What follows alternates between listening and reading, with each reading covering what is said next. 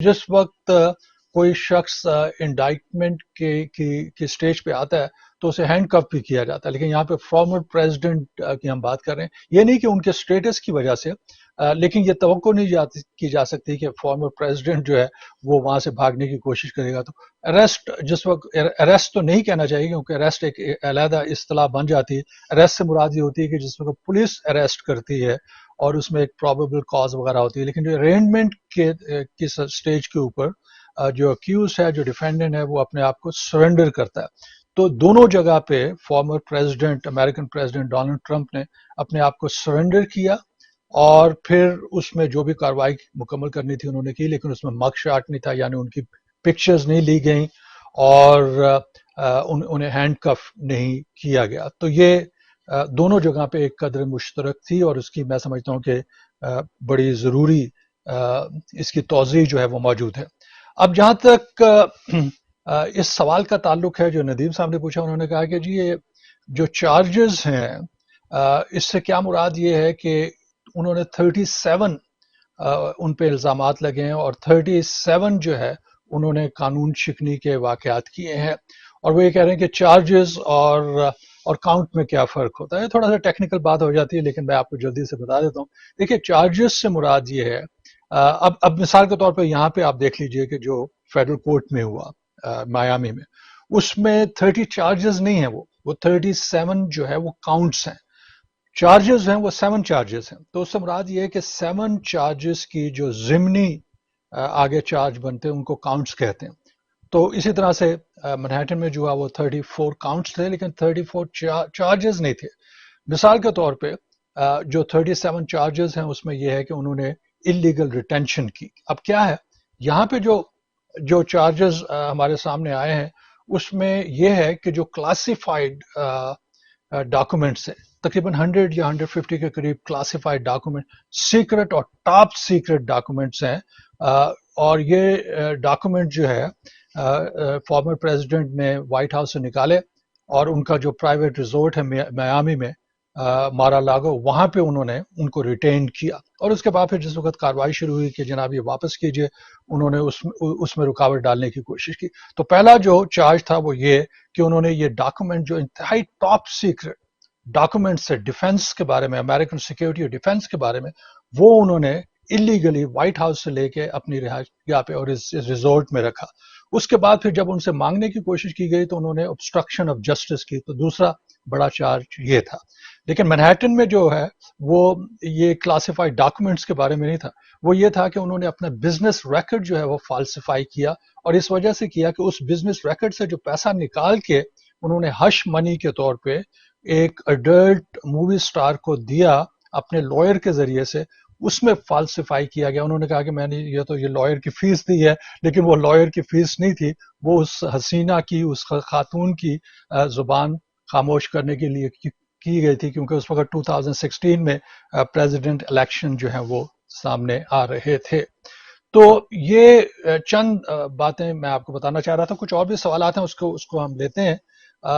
लेकिन उसके साथ ही मेरा ख्याल है कि आपके कॉल्स का सिलसिला भी शुरू हो गया। आपकी कॉल्स की तरफ आते हैं। जी हमारे first caller, welcome to the show, फरमाइए आपका सवाल। सवाल ये पूछना है कि बस लोग ऐसे हैं जो सुप्रीम कोर्ट के चीफ जस्टिस की डिसीजन को रिजेक्ट कर देते, मुस्तरद कर देते, उनको एक्सेप्ट नहीं करते, फिर उनकी तौहीन करते, कहते हैं कि तुम रिजाइन कर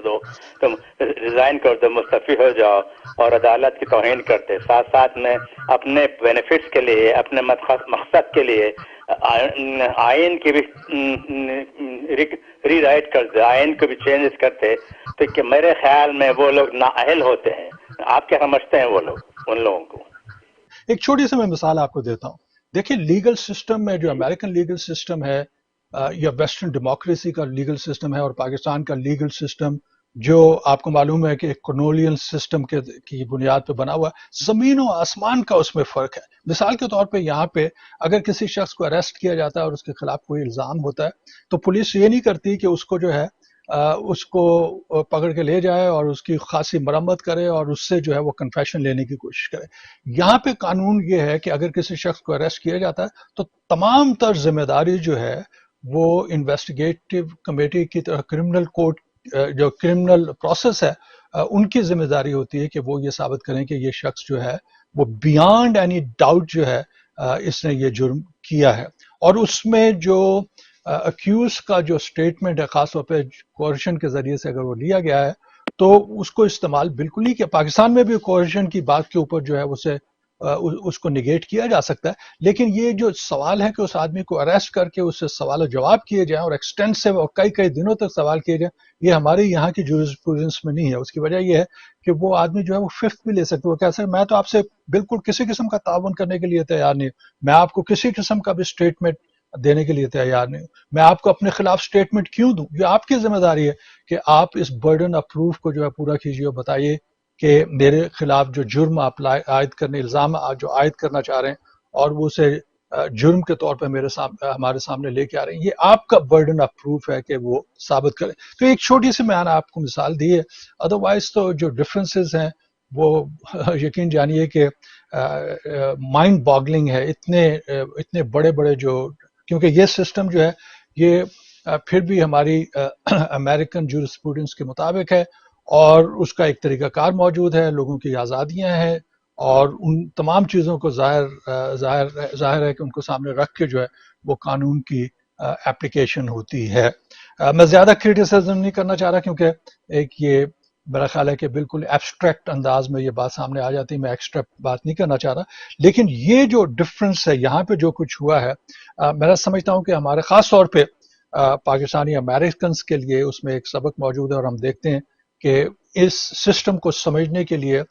بہت ضروری ہے کہ ہم اس کی گہرائیوں میں جائیں اور اسے سمجھ سکیں, کیونکہ اگر اس ملک میں ہم رہتے ہیں تو یہاں کے لیگل اور پولیٹیکل سسٹم کے بارے میں ہمیں معلوم ہونا چاہیے. جہاں تک پولیٹیکل امپلیکیشن کا تعلق ہے, جو لیگل پروسیس ہوا ہے فارمر پریزیڈنٹ ڈونلڈ ٹرمپ کے خلاف, پولیٹیکلی بھی انہیں کافی ڈیمیج ہوا ہے. کیونکہ ندیم صاحب پوچھ رہے ہیں کہ جناب کہ کیا انہیں سیاسی طور پہ کوئی ڈیمیج ہوا ہے؟ یقیناً ڈیمیج ہوا ہے. اس سے پہلے یہ تھا, اور میں سمجھتا ہوں کہ رائٹ فلی ڈونلڈ ٹرمپ کو اس بات کا ادراک تھا کہ جتنا میرے خلاف چارجز لگائیں گے اور جتنی انویسٹیگیشن کے لیے میرے پیچھے آئیں گے اتنی ہی میری مقبولیت بڑھتی جائے گی, اور یقیناً ایسا ہوا. اس وقت جو بھی پریزیڈینشل کینڈیڈیٹ ہے اس میں سے زیادہ مقبول وہی ہیں, اور انہوں نے کہا کہ اگر میری مقبولیت آپ بڑھانا چاہ رہے ہیں تو میرے خلاف چارجز وغیرہ لے کے آئیے. لیکن ایک بڑی میرا خیال بڑا اچھا ایک انالیسز ہے, اور جو صاحب نے ابھی فون کیا کیونکہ وہ پاکستانی پالیٹکس میں خاصا انٹرسٹ رکھتے ہیں, تو ان کے لیے بھی ایک سوچنے کا مرحلہ ہے, وہ یہ کہ یہ جو سب کچھ ہوا ہے, جو پاپولیرٹی, جو خاص پاپولسٹ لیڈر ہوتا ہے اس کی جو پاپولیرٹی ہے, وکٹمائزیشن کا تصور جو ہے اس وکٹمائزیشن کے تصور سے اس کی اور مقبولیت ہوتی ہے. لیکن ایک سٹیج ایسی آتی ہے, بڑی امپورٹنٹ میں بات کر رہا ہوں, ایک سٹیج ایسی آتی ہے کہ جہاں پہ اس پاپولسٹ لیڈر کے ارد گرد جو لوگ ہوتے ہیں اور اس کے جو ڈیفینڈر ہوتے ہیں, چاہے وہ میڈیا میں ہے, چاہے وہ کورٹ سسٹم میں ہے, چاہے وہ پالیٹکس میں ہے وغیرہ وغیرہ, وہ یہ سمجھنے لگتے ہیں کہ یار اب انتہا ہو گئی, اب اس کے بعد جو ہے ہمیں, یہ ہمارے لیے یہ پاسبل نہیں ہے کہ ہم اس شخص کو جو ہے وہ ڈیفینڈ کر سکیں. اب ڈونلڈ ٹرمپ کے سلسلے میں یہی ہو رہا ہے کہ ان کے بہت ہی قریبی لوگ بھی جو ہے وہ یہ سمجھ رہے ہیں کہ اب جو سیریس چارجز آئے ہیں, جو فیڈرل کورٹ کے اندر جو انڈائکمنٹ ہوئی ہے, اور اس ملک کی سیکیورٹی کے حوالے سے اور اس ملک کے ڈیفنس کے حوالے سے جو ان کے خلاف چارجز لگائے گئے ہیں, جو ٹاپ سیکرٹ ڈاکومنٹیشن وہ وائٹ ہاؤس سے لے گئے تھے, اب ہمارے لیے یہ پاسبل نہیں ہوگا کہ ہم اس شخص کو جو ہے وہ مکمل طور پہ ڈیفینڈ کر سکیں. تو انالیسز یہ ہے کہ جب بات اس سٹیج پہ پہنچ جاتی ہے کہ جب وہ پاپولسٹ لیڈر کے جو اقدامات ہیں انہیں مکمل طور پہ ان کا دفاع نہیں کیا جا سکتا, تو پھر وہ ایک سٹیج جاتی ہے جہاں سے اس شخصیت کا زوال شروع ہوتا ہے, اور اس کے قریب کے لوگ بھی جو ہے اس کا ساتھ چھوڑنے کے لیے تیار ہو جاتے ہیں. تو کہنے کا مقصد یہ ہے کہ امریکہ میں اس وقت ڈونلڈ ٹرمپ کی مقبولیت کے پس منظر میں اب جو صورتحال ہمارے سامنے آئی ہے اس انڈائٹمنٹ کے حوالے سے, وہ یہ لگتا ہے کہ ان کی پاپولیرٹی میں خاصا اسے ڈیمیج کرے گی اور اس میں ڈینٹ جو ہے وہ پڑے گا. لیکن ابھی بھی آپ کو معلوم ہے کہ ڈونلڈ ٹرمپ جو ہے وہ اس کو ریزسٹ کر رہے ہیں اور پوری فورس کے ساتھ جو ہے وہ اپنے کاز کو اور اپنے خواب کو آگے بڑھانے کی کوشش کر رہے ہیں. لیکن ابھی یہ 2 انڈائٹمنٹ، کیونکہ جو پہلی انڈائٹمنٹ تھی منہیٹن کی، وہ تو آپ کو معلوم ہے کہ اس نے تو ہسٹری بنائی امریکن ہسٹری میں. یہ فرسٹ پریزیڈنٹ تھے، فارمر پریزیڈنٹ تھے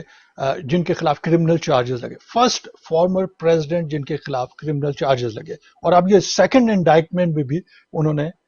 تاریخ بنا دی ہے. لیکن ابھی 2 اور ان کے سر کے اوپر جو لیگل پرابلمز جو ہیں وہ لٹک رہی ہیں. ایک اٹلانٹا کا معاملہ ہے، اور دوسرا جو آپ کو معلوم ہے کہ کیپٹل پہ جو حملہ کیا گیا تھا اس میں جو ان کی مداخلت وغیرہ تھی، سو کال مداخلت، اس کے بارے میں بھی ابھی بات ہوگی.